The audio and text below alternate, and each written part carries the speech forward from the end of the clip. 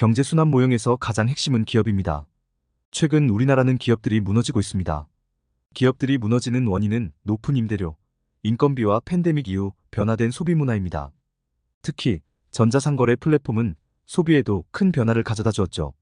일반적으로 전자상거래 플랫폼은 긍정적으로 작용합니다. 하지만 배민유기후 등의 등장은 오히려 음식 가격을 높이는 역할을 합니다. 1980년대에만 해도 우리나라가 호황이었던 이유는 낮은 임금에 있습니다. 동네에는 미신 공장이 다 있었습니다. 자동화되면서 인력은 필요 없어집니다. 자동화가 경기 침체를 가속화시킵니다. 최근에는 AI가 급속도로 발달하고 있습니다. 기계화와 인공지능의 발달은 실업률을 더욱더 높일 것입니다. 영국 브렉시트와 미국에서 트럼프 인기는 바로 자동화와 실업률, 이민자 이주 노동자에 있습니다. 우리나라 역시 외국인 노동자로 인해서 일자리는 줄어듭니다. 과거에는 막노동 택시 운전을 해도 결혼을 할 수 있었지만 현재에는 결혼은 꿈도 꾸지 못합니다. 외노자만 없다면 인건비는 대폭 상승이 될 것입니다. 통화량 증가에도 물가가 오르지 않는 현상은 기계화와 외노자 영향입니다. 기계화 대안이 로보세입니다. 로보세로 기본소득 재원을 주장하기도 합니다. 우리나라에서는 트럼프의 인기 원인을 이해하지 못하고 있습니다. 트럼프 인기 원인은 이민자 외노자 추방입니다. 미국과 비교해서 우리나라의 문제점은 부동산업의 대출이 집중된 것입니다. 부동산업의 문제점은 부가가치를 거의 형성하지 못하고 있습니다. 고용 창출 효과가 거의 없다는 의미입니다. 오히려 임대료를 급등시키면서 다른 산업의 부가가치율을 하락시키고 있습니다. 우리나라를 먹여 살리는 업종은 전기부품입니다. 낮은 대출 집중도와 높은 자본 생산성을 보유하고 있습니다. 숙박 및 음식점업도 자본 생산성 측면에서 보면 무시 못할 업종입니다. 부동산업은 한마디로 쓰레기 업종입니다. 부동산업이라고 하면 크게 두 가지입니다. 부동산 임대업과 부동산 개발업입니다. 연예인들의 건물 매입은 대출을 통해서 매입합니다.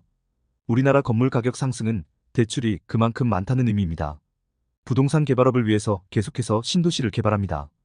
강남 집값을 급등시키는 것은 강남보다는 신도시 개발 때문입니다. 권력자들은 부동산 개발업에 간접 투자를 하면서 돈을 멉니다. 대표적인 사례가 대장동과 LH 사태입니다. 가계부채를 정부가 늘리려는 이유가 바로 부동산 개발업 때문입니다.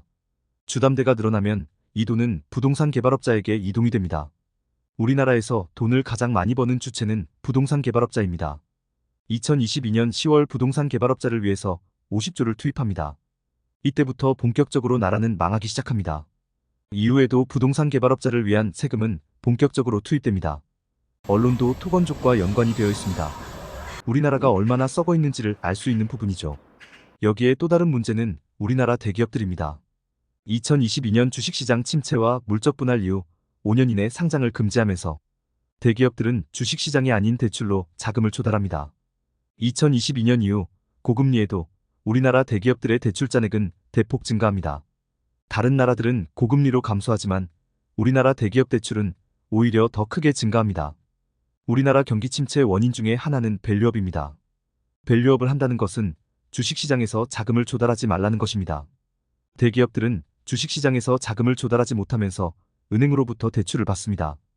여기에 부동산 대출을 늘리면서 우리나라의 핵심인 기업들은 대출을 받지 못하고 경기 침체는 가속화되고 있습니다. 더 큰 문제는 앞으로 경기 침체는 더욱더 가속화된다는 점입니다.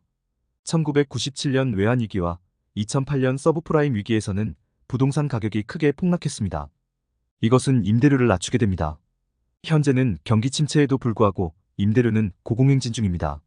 서울 중심가에도 빈 상가는 속출하고 있습니다. 우리나라 경기는 절대 좋아지지 않습니다. 앞으로 더욱더 안 좋아질 것입니다. 우리나라는 부동산과 관련된 부정부패는 상상 이상입니다. 차라리 예전처럼 공무원 개인들의 부정부패면 그래도 희망이 있습니다. 현재는 나라 자체가 부패 덩어리입니다. 어떻게 수출회사도 아니고 부동산 개발회사를 위해서 50조 이상 세금을 투입하는지 이해가 되지 않는 나라입니다. 과거에는 개인들만 부패를 저질렀다면 현재는 국가 자체가 부패 덩어리입니다. 부동산이라는 암덩어리를 제거하지 못하면 우리나라는 절대 살아나지 못합니다. 우리나라는 부동산으로 인해서 경기가 좋아질 수 없으며 점점 가난해지게 될 것입니다. 우리나라가 살 길은 부동산을 시장경제에 맡기는 것입니다. 사회주의 국가처럼 부동산이 하락한다고 세금 퍼붓는 짓을 하면 안 되는 이유입니다. 중국도 이렇게까지 부동산에 개입하지 않습니다.